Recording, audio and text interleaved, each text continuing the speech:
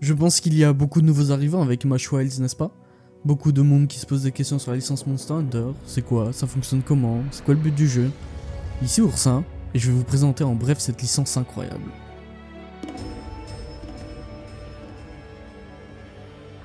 Ok, alors c'est vraiment un style de jeu à part entière. On appelle ça un Monster Hunting Game.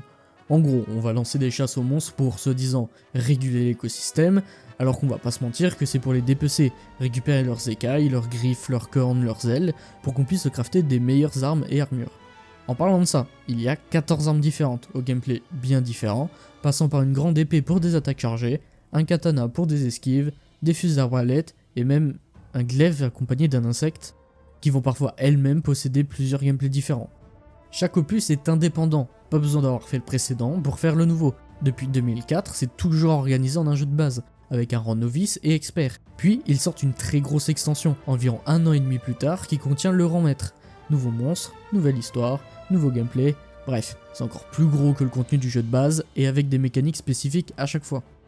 Pour prendre les derniers opus en exemple, World avait apporté les capes, son extension Iceborne, le grappin. Rise a apporté le philoptère, son extension Sunbreak, les parchemins pour les talents de substitution. Et là, Wilds introduit le focus mode.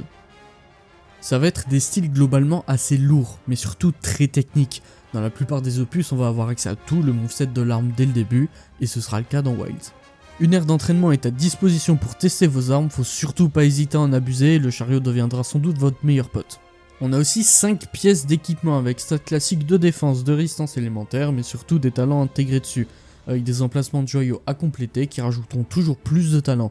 Et pour encore plus de talents, on compte aussi une amulette. Ces talents vont être de tout genre, classique, attaque, coup critique, défense, point de vie, ou on en aura des plus spécifiques importants sur certaines armes, mais pas sur d'autres, comme améliorer la garde d'un bouclier quand il y en a un, ou diminuer le recul de certaines munitions pour les fusards. Et certains vont même être un peu particuliers à la nature de certains monstres, donc niveau personnalisation on est pas mal, plus tanky, basé sur le crit, sur des boosts liés à la perte de points de vie, il y a de quoi faire. Pour revenir aux monstres, il y en a de toutes sortes, des wyverns, des dragons, des singes, des amphibiens, et même des licornes. Je vous vois venir, non, on ne voit pas leur point de vie, ne les cherchez pas, c'est comme ça, extra-été design. Il va falloir bourriner le monstre, on peut leur casser les pattes pour les faire tomber, leur couper la queue pour diminuer sa portée, leur casser les ailes pour les ramener au sol, ce que vous voulez. Pour nous aider dans tout ça, il est possible de les paralyser, de les stun, de les piéger ou d'utiliser l'environnement contre eux par exemple. Par moments ils vont s'enrager, se fatiguer, aller manger 2-3 trucs pour reprendre des forces, et même retourner dans leur nid pour pioncer un coup. Ils ont tous, selon leur partie du corps, des résistances aux tranchants, aux contondants et aux munitions, ainsi que des faiblesses élémentaires. Au nombre de 5, on va pouvoir les avoir sur les armes, mais parfois juste de l'attaque pure sera meilleure. Pour le savoir, il va falloir étudier un petit peu. Les mobs vont chacun avoir une fourchette de points de vie dans laquelle le jeu va piocher au hasard et adapter au nombre de chasseurs en quête. D'une manière similaire, la taille du monstre sera aussi de manière générale aléatoire, des fois des petits et des fois des immeubles. L'avant-chasse est très important, il faut préparer sa sacoche en consommables de soins, de quoi on recraft, tout comme les munitions. Des pièges, voire même des tranquillisants si on veut capturer le monstre avant qu'il ne meure. Ensuite, manger va donner plus de points de vie et d'endurance, attaque, défense ou résistance élémentaire. Mais aussi activer des effets temporaires pour augmenter encore les dégâts, améliorer la régène d'endurance, survivre une fois à une attaque mortelle, et j'en passe. Pour nous accompagner, un palico, customisable bien sûr, qui pourra être équipé. Son intérêt, nous buff, nous heal, nous revive une fois.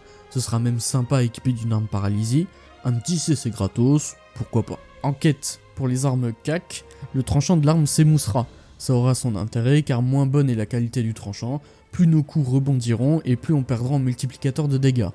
Il faudra donc trouver un moyen de le garder, notamment grâce à certains talents, ou alors en aiguisant vous-même. Ce serait quand même bête d'oublier d'entretenir le manche de votre marteau. Concernant la progression, on peut très bien faire tout le jeu en solo et avec n'importe quelle arme. Elles sont toutes viables pour battre n'importe quel monstre, à vous de choisir vos préférences de match-up ou d'apprendre à le dur. Votre personnage n'a pas réellement de niveau. On aura un rang de chasseur qui va au début du jeu permettre de débloquer certaines quêtes, mais après ça devient rapidement juste du flex. Pas de stats à gagner, donc si on rencontre un mur de difficulté, pas le choix, va falloir revoir sa stratégie, check si on a bien tout amélioré comme on le pouvait, et y retourner. Dans Monster Hunter, il faudra être bien agressif dans le gameplay, le temps est compté, et c'est en tapant et en se faisant taper qu'on apprend. Le nombre de KO du personnage est limité dans une quête, mais c'est pas grave, on se retrousse les manches et on y retourne. Pas de honte à carte donc. Tout le monde passe par là et continuera de passer par là. C'est pas une compète non plus, chacun son rythme.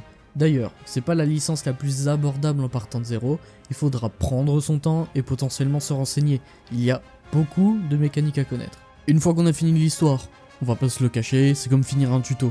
Le vrai jeu commence maintenant avec des nouveaux monstres boostés et des boucles de farm pour optimiser son stuff. Et bien évidemment, rendre son perso stylé, c'est très important.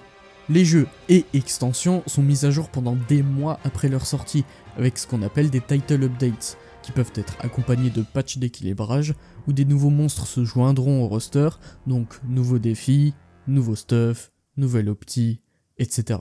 Monstres emblématiques, musique de fou, cinématique stylée, endgame entretenu, skill cap corsé, satisfaction de faire tomber le mob qui nous bully, pas de PVP, session entre potes, commu sympa, et des runs quali sur cette chaîne. Qu'est-ce qu'il faut de plus ?